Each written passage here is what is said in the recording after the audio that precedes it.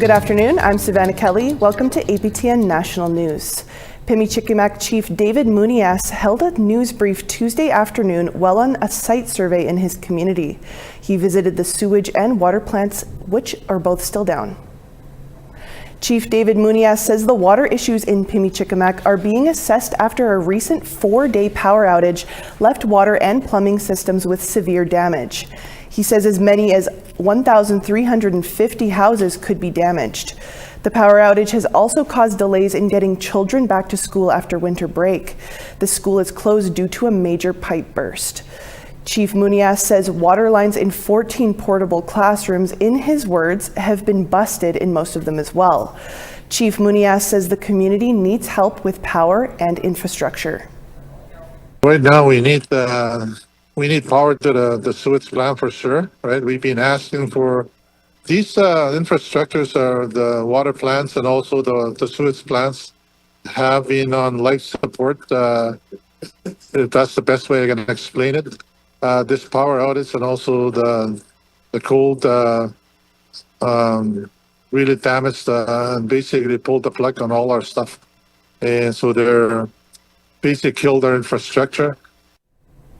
And today, those leaders from the provincial and federal government are in Pimicikamak to tour the community to see the damage. Our Creeson Agecoutay is there now and gives us a look into what they expect to see and hear today. I'm Creeson Agecoutay in the Pimicikamak Cree Nation in northern Manitoba. We're here and just got off the plane at the airport where federal and First Nation and provincial leaders are gathering to do a tour of Pimicikamak to assess the damage and figure out long-term solutions to this problem here.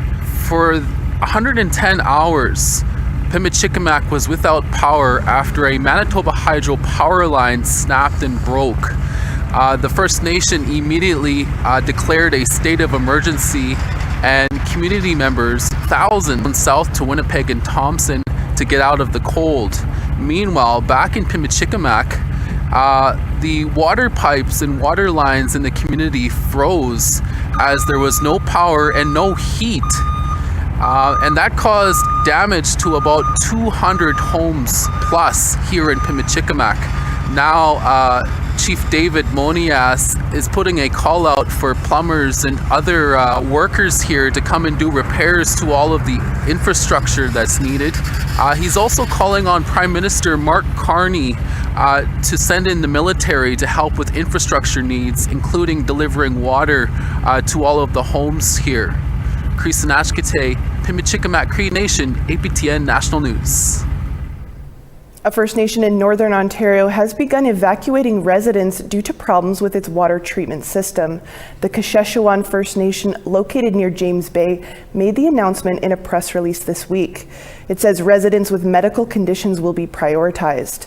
The community's water treatment system is more than 30 years old and in need of a number of upgrades. The First Nation has about 2,300 residents. A Christmas Eve tragedy has led to an arrest. Saskatchewan RCMP have charged a 37-year-old man in connection with the death of an infant. On December 24th, 2025, Melfort RCMP responded to a report of an infant under 1 year old in medical distress at a residence. The infant was transported to hospital and died on December 28th. RCMP say the infant's injuries were deemed suspicious. No further details have been released. On January 3rd, an unnamed 37-year-old male was arrested and charged with second-degree murder in relation to the infant's death. RCMP say the accused and the infant were known to each other, but the relationship has not been disclosed. The accused made his first court appearance in Melfort Provincial Court on January 5th. A family member of a man who died at a shelter in downtown Whitehorse just over a year ago has launched a civil suit over his death. As Sarah Connors reports, it's the latest legal action connected to deaths at that shelter. The stepdaughter of an Indigenous man who died at the Whitehorse Emergency Shelter is suing the Yukon government and the shelter's operator over his death. Nikita Sarinko Bailey filed a statement of claim in the Supreme Court of Yukon last month. APTN previously spoke with Sirinko Bailey about her stepfather, Leonard Capoblanc. The 56-year-old, who was a member of the Fort Nelson First Nation, fatally overdosed in a shower stall at the shelter in December of 2024. According to the lawsuit, Capoblanc entered the shower room several times the night of his death, which it argues should have alerted staff there was a heightened risk of overdose. The lawsuit alleges Capoblanc was left unattended in the shower room for about 40 minutes, despite an internal policy requiring staff to check on high-risk areas like bathrooms and shower stalls every 15 minutes. The claim also alleges no paramedics were on site the night of Capoblanc's death. Staff later found Capoblanc unresponsive, and he was pronounced dead shortly after paramedics arrived. The lawsuit argues Capoblanc's death was, quote, clearly foreseeable, and accuses the government and Connective of negligence in his death.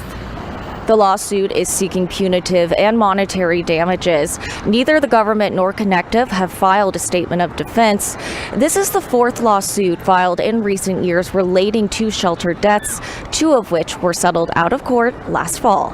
Sarah Connors, APTN National News, Whitehorse. A spokesperson for Connective said in an email they will not be commenting on active litigation. We're always looking for your feedback or story ideas. Here's how you can continue the conversation. If you have a story you want to share, send us an email to news@aptn.ca. To read and watch our stories, visit our website at aptnnews.ca. You can find us online on your favorite social media sites, including TikTok, YouTube, LinkedIn, and X. Follow APTN News to join the conversation and see our latest stories. We need to step aside for a short break. Coming up, we look back on some of 2025's biggest stories from Treaty 8 and Treaty 11 in the Northwest Territories.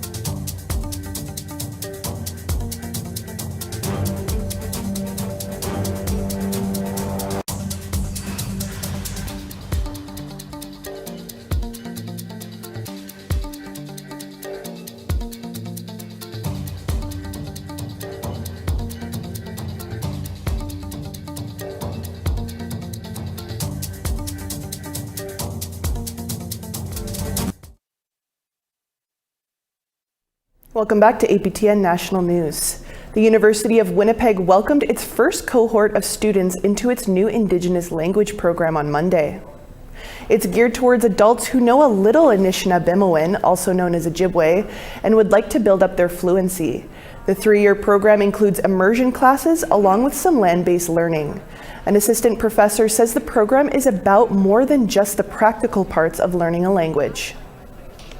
A lot of our people, my family as well, that the language got cut off, so my dad didn't learn it, and every family has that similar history of where did it get cut off somewhere, maybe because of residential school, or maybe they had to move to get a job somewhere else, so that's that we're bridging that gap. The program is supported by a $2 million funding boost from the province. The federal government has announced the signing of the Canada-Nunavut Agreement on Minority Language Education and Second Official Language Instruction for the 2024-25 to 2027-28 period. Under the agreement, about $8.5 million will be invested in Nunavut to support French as a minority language and French as a second language. According to the 2021 census, just under 4% of Nunavummiits speak both English and French. The programs will run from preschool through post-secondary education. There's a French language school in Nunavut's capital city. The investment will be supporting that as well as providing second official language instruction and programs across the territory. According to the government of Nunavut, they are also planning on financially supporting the initiative. The Inuit Broadcasting Corporation has announced the launch of a new program to get Inuit youth into the production side of film and television. The Tugulavut program is a partnership between IBC, the Canadian Northern Economic Development Agency, and the Canada Council for the Arts to support more Inuit storytellers, editors, technicians, and producers. The first year of this 3-year program has been funded with an investment of $410,000. This year will see 20 youth take part in 6 learning modules over 6 weeks. Applications are still being accepted by IBC. The program will focus on hands-on learning for the various jobs involved in behind-the-scenes production. Students will be expected to build their personal portfolios, including their own short film project. We'll have short film program there where they learn pre-production to post-production and production. I think that's the fastest and easiest way to learn how the production works is having to work on your own project. So we're planning to have guest speakers from the industry, planning to involve as many people as we can from the industry to provide a hands-on approach and let people feel what it's really like to be on a television set. One of the North's oldest and most well-respected hand games players died last month. As Sarah Connors tells us, the beloved stick gambler leaves behind a long legacy that won't be forgotten. Wherever there was hand games, you could be sure to spot Amos Dick. Perhaps better known as Famous Amos, the beloved Casca elder from Ross River was a staple of the Yukon's hand game circuit, playing in tournaments across the territory and beyond. The legendary stick gambler played right up until the very end. He died last month. So many people start playing hand games because of him.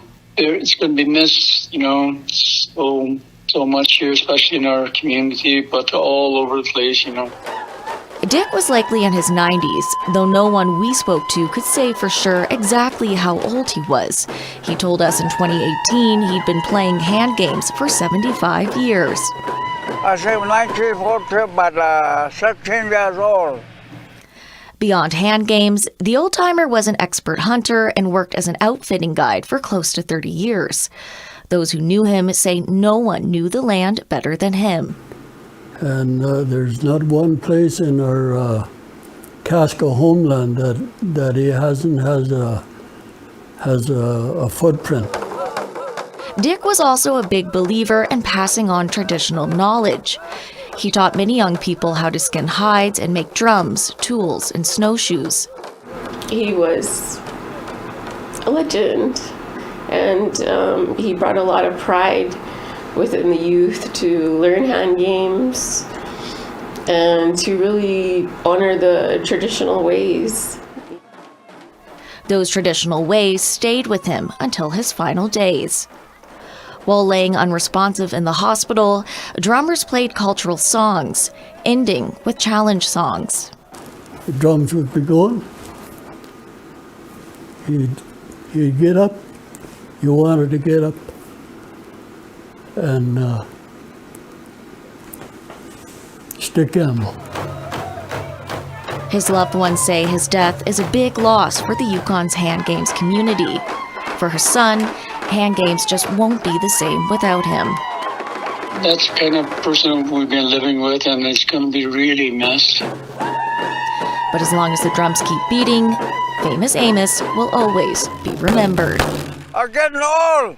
Sarah Connors, APTN National News, Whitehorse. Now to Treaty 8 and Treaty 11 in the Northwest Territories. Our reporter Charlotte Morit-Jacobs looks back on a year that saw political change and community-led solutions, and stories centered around accountability and resilience. Here's that report. Across Denendeh, APTN brought you stories of trials and triumphs, including on-the-land programming, which promoted physical and spiritual well-being through traditional practices and teachings. I think being on the land is one of the best things that you can do for people, to get out and reconnect with nature.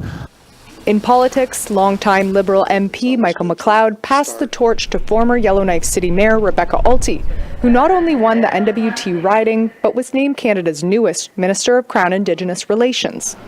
Highlighting northern connections, APTN's Dennis Ward spoke with Prime Minister Mark Carney while he returned to his early beginnings in Thabatcha, Fort Smith.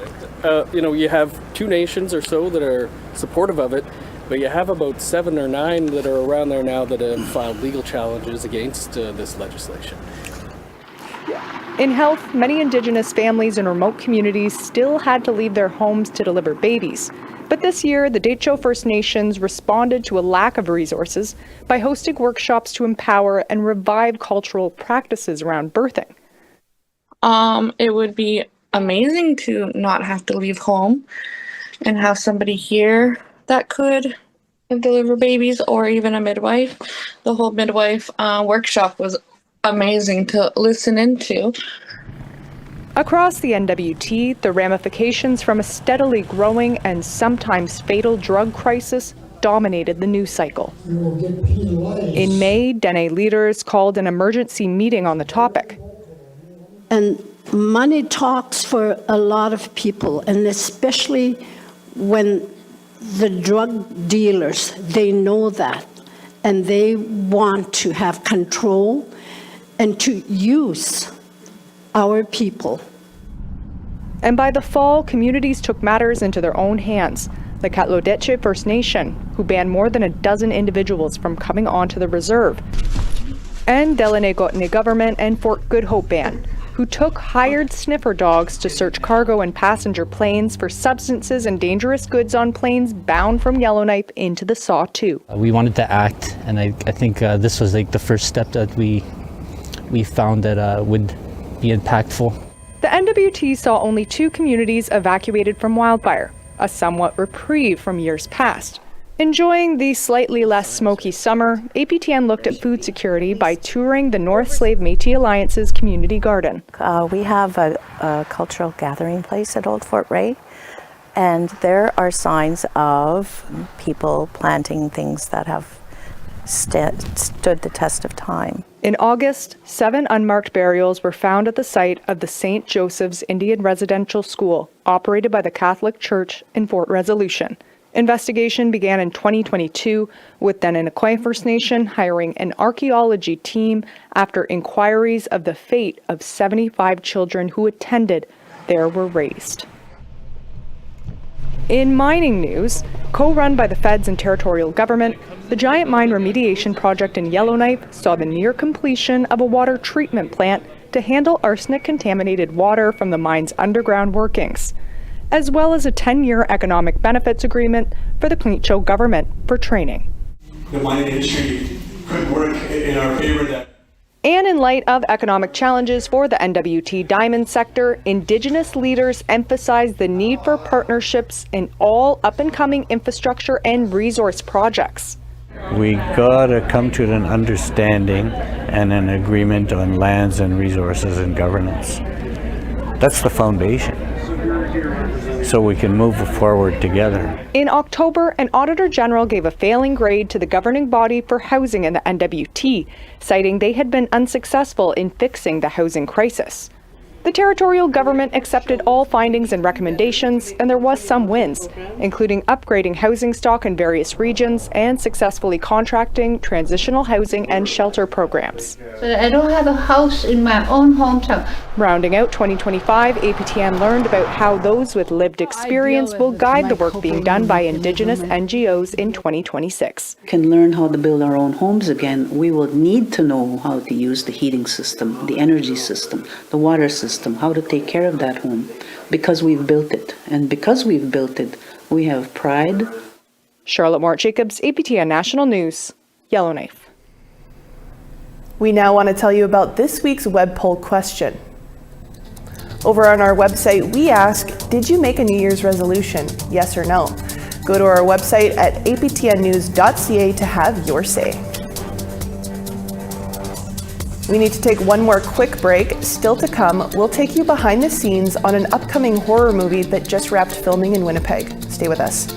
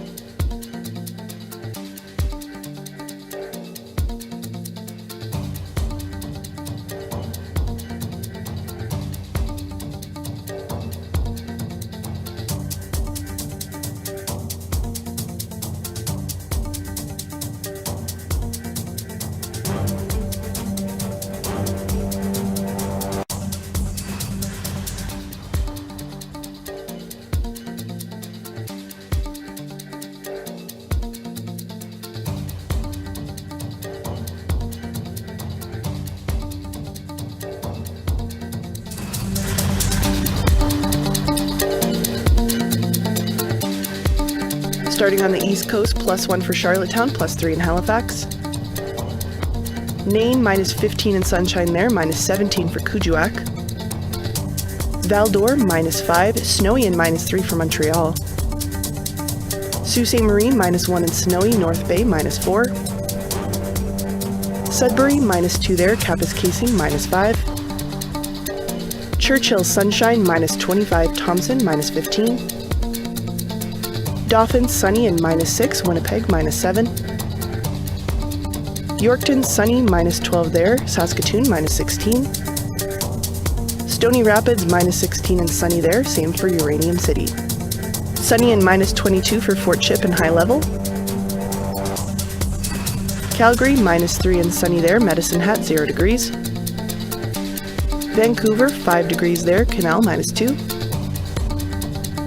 Prince George, -3, Dease Lake, sunny and -14. Whitehorse, -21 and sunny, Mayo, -31. Fort Simpson, -26 and sunny, Wati, -26 as well. Paulatuck, sunny, -33, Colville Lake, -42. Baker Lake, -33 and sunny, Nauyat, -17. Iqaluit, sunny and -16 there, Clyde River, -17. A new horror movie starring Indigenous actors just wrapped up filming in Winnipeg. Based off of the director's lived experience with intergenerational trauma, it follows one woman's fight with her inner demons and the real monster that haunts her. Sav Jonesa brings us the sneak peek of Ancestral Beasts. Main character Elise is on her way to confront intergenerational trauma and the monster that it takes form in this scene of upcoming feature film Ancestral Beasts. Red River Métis director and producer Tim Riedel wrote the story based on his experience as the son of a 60s scoop survivor struggling with mental illness. This film's theme is the curses that we inherit are not our fault, but what we let them become is our responsibility. And I hope people who see the film leave thinking about how that theme has existed in their own individual lives. Co-leading the film are The Order's Morgan Holstrom and Little Bird's Darla Contois. It follows Holstrom's character, a Red River Métis woman who, after a mental breakdown, tries to heal her trauma by journeying back to her ancestral home, only for a demon to haunt her and threaten her loved ones. Riedel says the demon is an allegory for severe mental illness. He hopes the film reminds viewers to be compassionate to those struggling with disorders like borderline personality. It's not easy for people to navigate these complex institutions and systems when they're suffering from a severe mental health disorder, yet they need the help the most. So that's why it's important to tell this story in a way that people pay attention to. The film's cast is almost entirely Indigenous and was shot in Winnipeg, the homeland of the Red River Métis. Riedel says the location was non-negotiable. Living out east now, it's more inconvenient for me to be away for a long time from my wife and my children and whatnot. But whenever I'm here on these lands, I'm home, and so I couldn't think of telling a story anywhere else but here. A turning point in his career comprised mostly of documentaries. Ancestral Beasts is Riedel's first horror flick, but his innate desire to bring truth to his work persisted. Riedel consulted elders, cultural advisors, and Indigenous psychologists during the film's development so that the story could be told in a respectful way.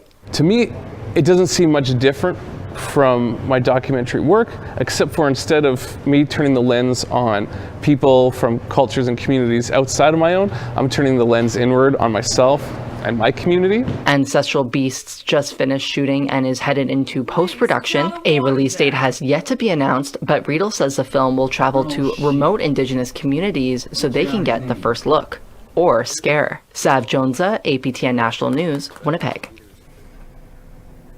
And that's all the time we have for your afternoon news this Wednesday. I'm Savannah Kelly. Thank you for joining us. I'll be back at 6 p.m. Eastern, 5 p.m. Central for your full look at the day's news. See you then.